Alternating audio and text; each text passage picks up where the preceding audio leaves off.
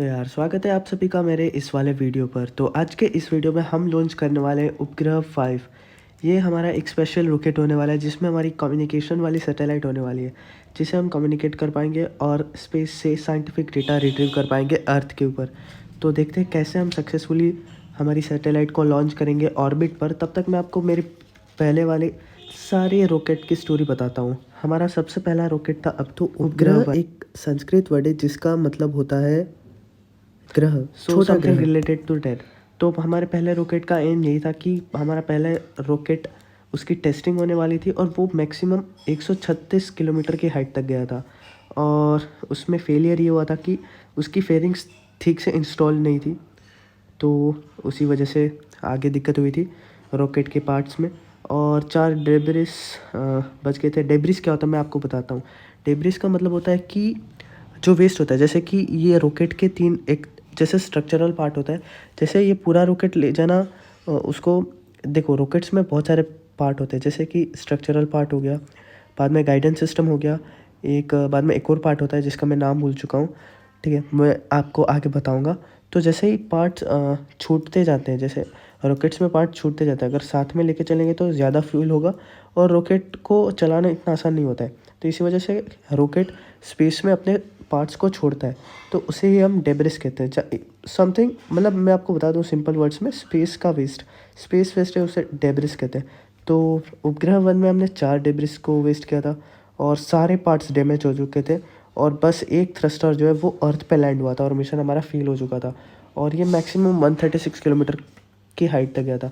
अगर मैं अपने उपग्रह 2 के बारे में आपको बताऊं, सेकेंड रॉकेट सैटेलाइट लॉन्च, तो वो भी 17 तारीख को हुआ था।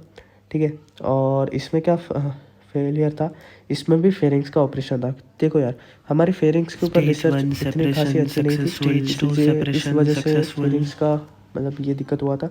इसमें हमने 5 डिब्रिस वेस्ट किया और लेकिन इसमें एक अच्छी बात ये हुई कि हमारा कैप्सूल मॉड्यूल बच गया और वो बाद में क्रैश हो गया अर्थ पे।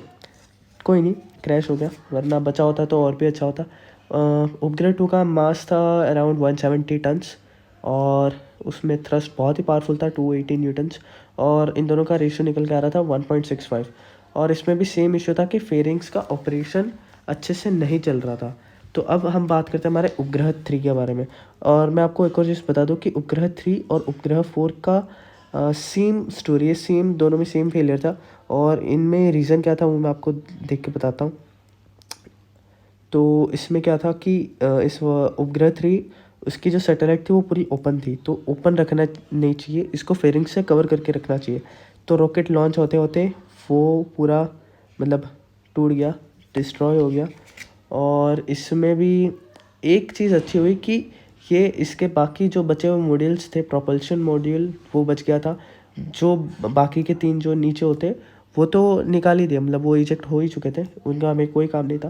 लेकिन बाकी के मॉड्यूल सेफली हमारे अर्थ पे लैंड हो गए, लेकिन उसका जो लास्ट थ्रस्टर था वो डिस्ट्रॉय हो चुका।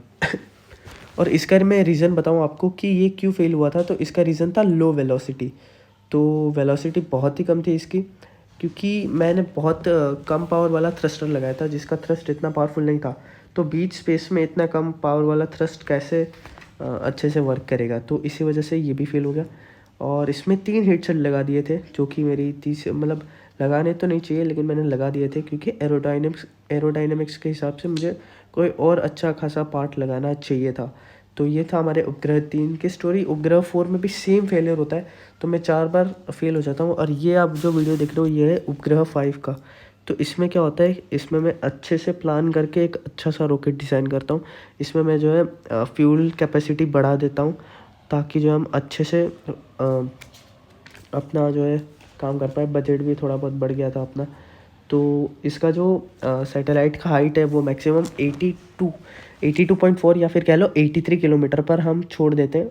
और अर्थ के ऑर्बिट को हम एग्जिट कर पाते हैं, मतलब अर्थ के ऑर्बिट से हम स्पेस में आ जाते हैं, एटमॉस्फेयर को लीव कर देते हैं, छोड़ देते हैं। और इसमें RCS लगे हुए थे, 4 RCS लगे हुए थे।